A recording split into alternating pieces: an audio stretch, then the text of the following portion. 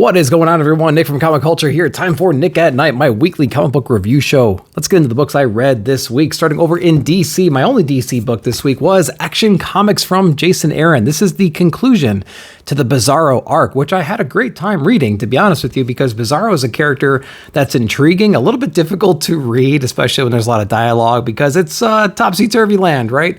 Trying to figure out what's going on in his mind. But he had a really cool arc in this one because he actually was able to fuse some of his abilities with a magical power that he came across in the galaxy. And we'd all know that magic is kind of Superman's weakness, right? Like one of his weaknesses. And he actually takes that power over to Metropolis and faces off with Superman, and he ends up basically turning the entire town and surrounding area, presumably the world, into like a Bizarro kind of a world. And he's the only sane person left. Superman's the only sane one left. He's trying to hold it all together, but Bizarro is just digging away at his mind very slowly. And he's having this huge internal battle with Bizarro, trying to keep his mentality, right? His mental state at bay. And the lengths that he goes through inside of this issue, the true struggle inside of this arc right here is really profound and very well done, I thought. I think it was really cool. There's a really interesting collaboration with the Joker in here. If you got to imagine the Bizarro mindset, right? Basically turns everybody into the exact opposite. And so what's the effect on Joker? He actually becomes a formidable ally.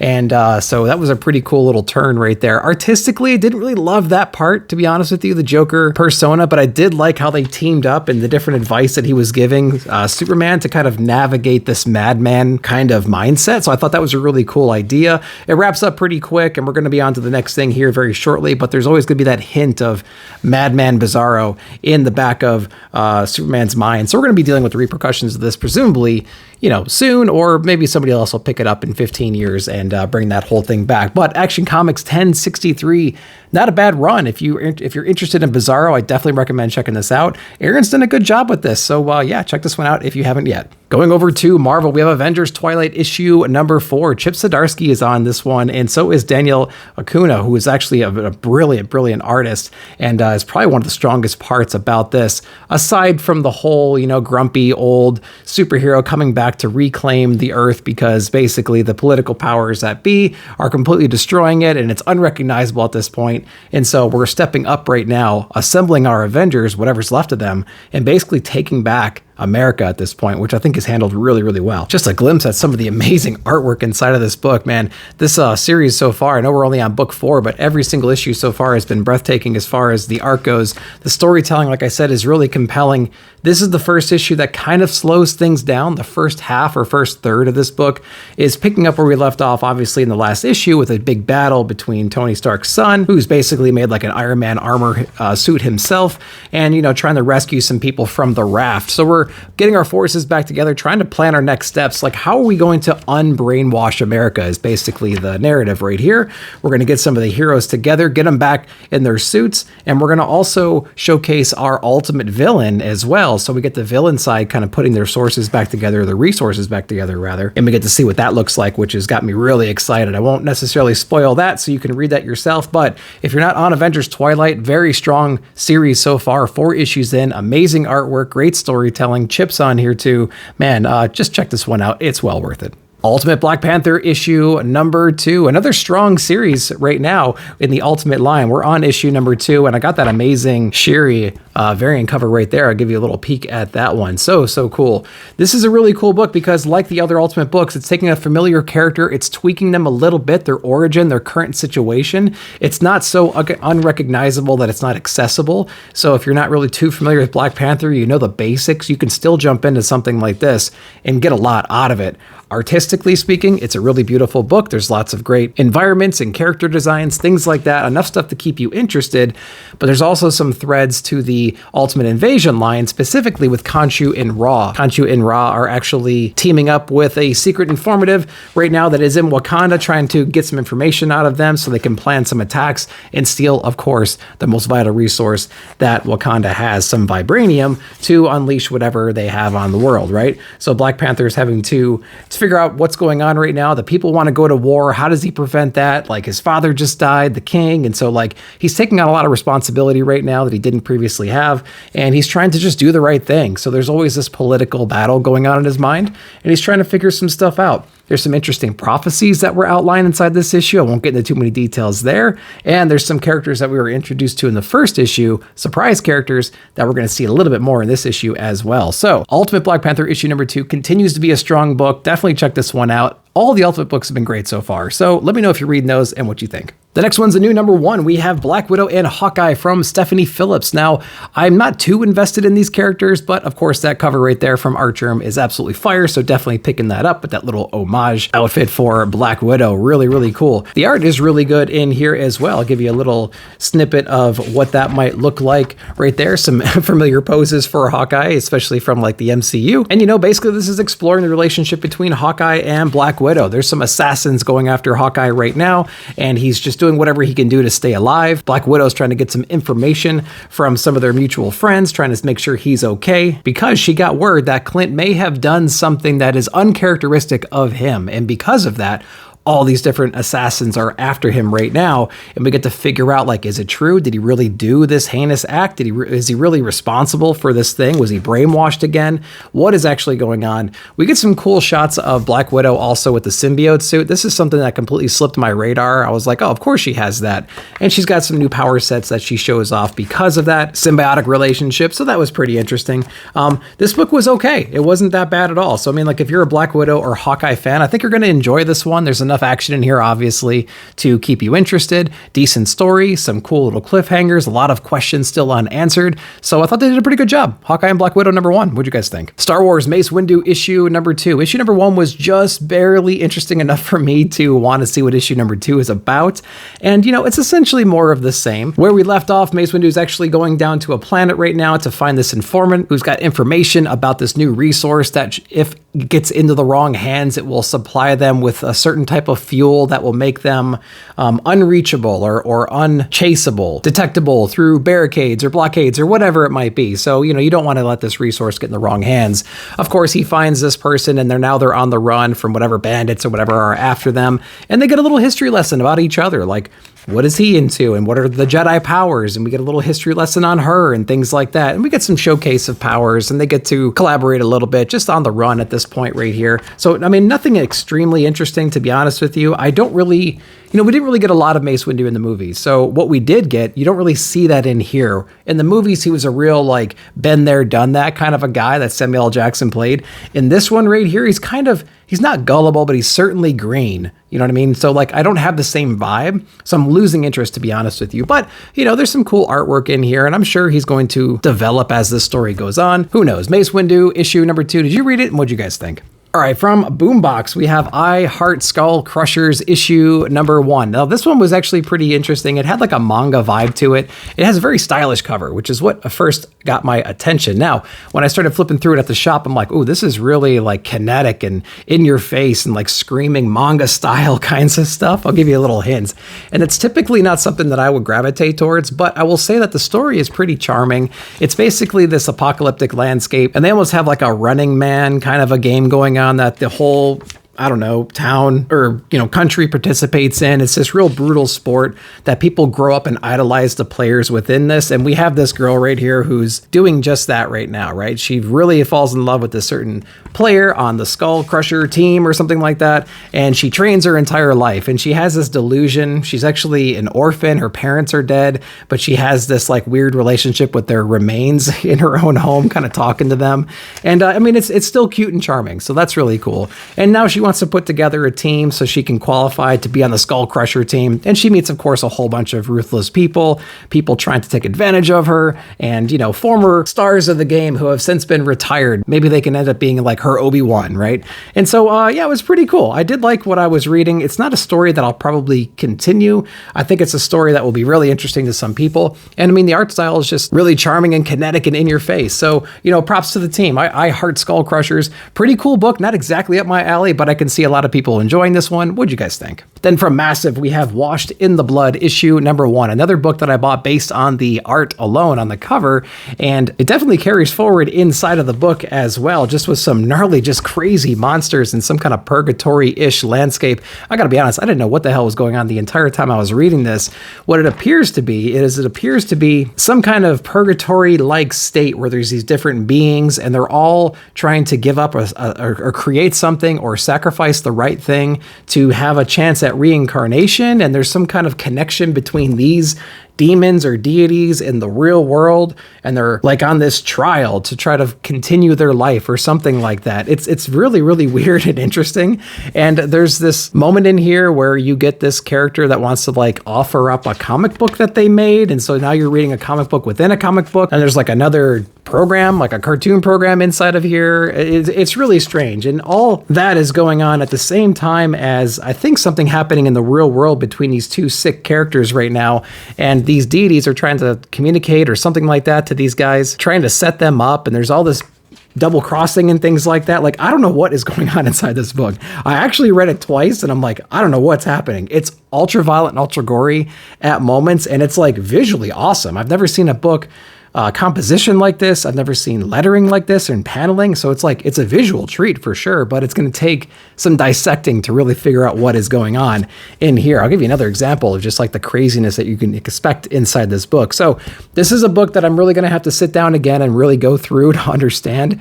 And yeah, man, if you read this book and give me anything on it, man, let me know down below in the comments. All right, from Dark Horse, we have Helen of Wyndhorn, issue number 1. Tom King, we have Billiquist Evely, Matt Lopes, and we have Clayton Cowles on this. Same creative team as Supergirl Woman of Tomorrow. Supergirl Woman of Tomorrow was one of my favorite books of the year it came out. So I was very, very excited when I heard that this creative team was coming back together for this story right here. And it did not disappoint. I can tell you that right now. I will say that if you were not a fan of Supergirl Woman of Tomorrow because of the verboseness of it, the way the two characters worked together, the dynamic between those two, just like the flow of the story, you're going to see a lot of parallels between that book and this one right here. Obviously with a whole different flair because it's a different time period and characters and whatnot. But if you didn't enjoy the approach of Supergirl, you might not like this one. But if you did like the approach of that and you appreciated that story and everything, you're going to really dig this one, I think, because there's a lot these two books have in common. First off, very similarly to Supergirl, it is a retrospective tale of a woman who was charged with taking over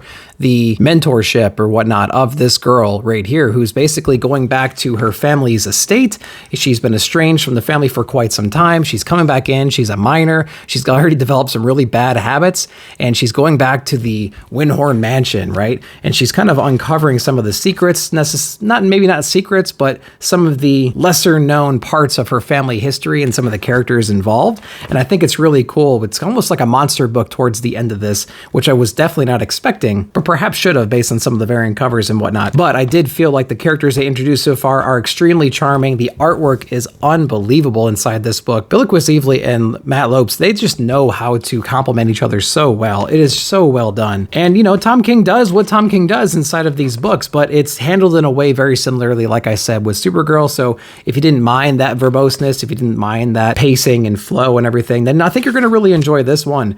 Really cool ending to this book as well. It's definitely going to head in a direction that's very different than Supergirl, so I cannot wait for that. But yeah, definitely pick up Helen of Wyndhorn if you have not yet, and let me know what you thought about it down below. Then from Rom V, we have the One Hand issue number 2. So we had the One Hand from Rom V, we had the Sixth Finger from Dan Waters. Now we're back over in One Hand issue number 2. So we have a little bit more context on maybe the early stages of the villain that's going to be inside this book, who we barely see inside of here. But this is going to continue the investigation that our should-be retired detective is on right now. And, you know, he's just interviewing some folks, having conversations with the other detectives in his area. He's still really upset and dreaming about this artificial intelligence / robot sex worker that we got introduced to in the first chapter. And I thought that was pretty funny because it dedicated a couple different pages to that right there. He actually goes to this art ball as well, and he's seeing all these weird, you know how they do this in like different movies that are projected into the future where art is just so weird and bizarre and like violent and sexy and things like that. There's definitely a lot of that going on here, but somebody has actually paid homage to the One Hand Killer and specifically added this guy, this detective's face to it. And so, you know, that's starting to stir up a lot of anxiety and emotion within him because he thought this was a closed case a long time ago. All of a sudden, everybody starts paying attention to him and starts freaking out and stuff. And so, yeah, it's kind of an emotional anxiety trip towards the end of this book, which I really appreciate. I'm really enjoying this issue or this series more than the Sixth Finger, although we only got one issue so far, so it's not really fair to compare. But this book right here, it's in a style and has a pace that I really enjoy, and the character is a little bit more interesting so far. I think it's going to be cool to see the killer kind of like change over time in Dan Waters' book. I think that's going to be really interesting to see where he goes or how he goes from the current state to like a person inside this book. So that's going to be really cool. So The One Hand, issue number 2, really great book. Complimentary book is The Six Finger from Dan Waters. So get them both if you want to read this story. We're only 2 issues in this one issue in the other run. So you have plenty of time to catch up with this whole thing. So let me know what you guys thought down below. Rick Remender's Napalm Lullaby, issue number 1 from Image Comics. I got it for the name alone, and then I saw there was a Daniel Warren Johnson cover, so I went ahead and picked up that variant, because why the hell wouldn't you do that? This is a really trippy book. It starts off with this almost Superman-style origin story. This old family's coming home right now. There's some, political stuff going on, and they're on their way home, and like this kaiju monster or something like that, robotic, futuristic monster comes charging through, basically knocking them off the road, and it's being chased down by some dudes that are in some kind of armor and things like that. And what's inside of this monster is actually a small child. Now, presumably we flash ahead 50 years later, and it's a completely different landscape. We have basically this mob guy attacking a church, trying to steal some artifacts or something like that. And they're basically halos that I think are like the keys or the gateway to this other dimension or something like that. I have to go back and read this. But when this gangster guy thinks that his job is done, he's basically waking up in this hotel room, and it was all like an illusion or something like that. And there's these 2 other characters that become our main characters that have their own little side hustle themselves, trying to steal the same artifact right here.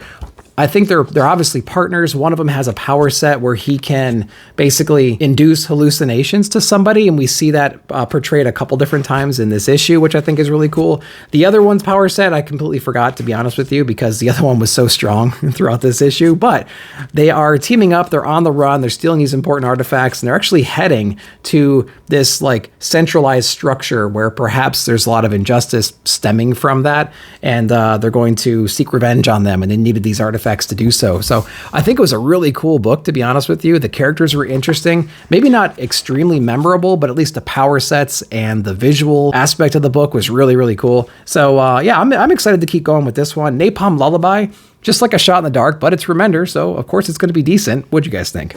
Jeff Lemire's Fish Flies issue number 5 finally came out. I feel like we only get these every other month, but they are a little bit extra size, square bound, really, really cool issues. And this one was particularly weird because we get introduced to this old couple who's like well aware of this Bugman transformation. And I think it's really cool. They actually find our 2 main characters right here, lock them up, and they're like, oh, we got to take care of this bug dude before he ruins everything. And they're like aware of the fish fly event that happens whenever the anniversary is. And they know what happens when one of them takes over the body of a person, and they over time get more and more violent and more out of control. And so they're trying to prevent that. They have good intentions, I suppose, but we're basically trying to kill our main character's best friend right here, who's saved them from like an abusive father and things like that. So it's like, no, you're definitely not going to do that to my guy. I'm going to go ahead and bust out of here. So this is a really cool book showcasing the lengths that people will go to protect their friends, regardless of, what might happen to them or anything else. We get the mother of one of the children that were injured in the first part of this book, and the detective, the almost disgraced detective, teaming up right now, trying to do whatever they can possibly do to, put an end to this, right? Because they don't exactly have all the details that us, the reader, do. And so they still think this thing is like an ultimate threat and it can't be trusted and things like that. So yeah, there's just a lot of cool emotional things happening inside this book. I love the presentation, the quality of the book itself. I mean, Jeff Lemire's just doing a hell of a job writing and drawing this thing. This is going to make a great collected edition, I think. And even in single issue format, it's a really, really interesting read. So highly recommend picking up Fish Flies, especially if you haven't yet already. Get the collected edition, find these ones at a discount if you can, read them all in one setting. I think it's going to be a great story. All right, and to wrap it up, we have Transformers issue number 6 from Daniel Warren Johnson and Mike Spicer. This is the conclusion of Daniel Warren Johnson on the art. We're going to have Corona on the next arc, and I'm really excited for that. I think it's a good transitional type of an artist. It won't be too jarring, and we'll still have Daniel Warren Johnson on the writing and Mike Spicer on the coloring, so we have something to look forward to there. But man, every issue of this whole series so far has been just pedal to the metal, balls to the wall, insane panel after insane panel, great composition, great usage of characters.